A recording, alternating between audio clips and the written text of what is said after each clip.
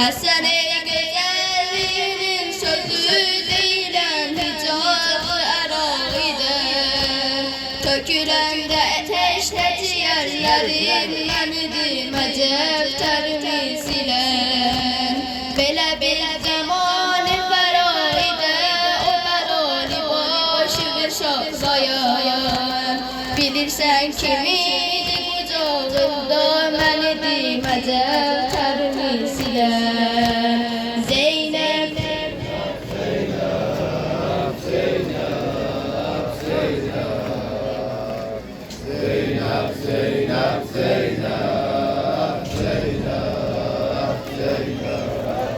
İki munisim, iki hemberim, iki afetar mesel sözüm. İki rehberim, iki serverim, iki dilberim, iki hoş sözüm.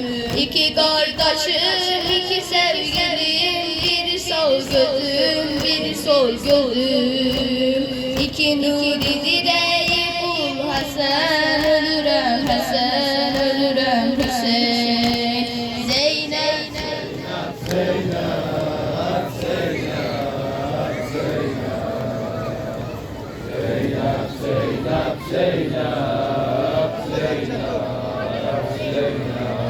Salavat.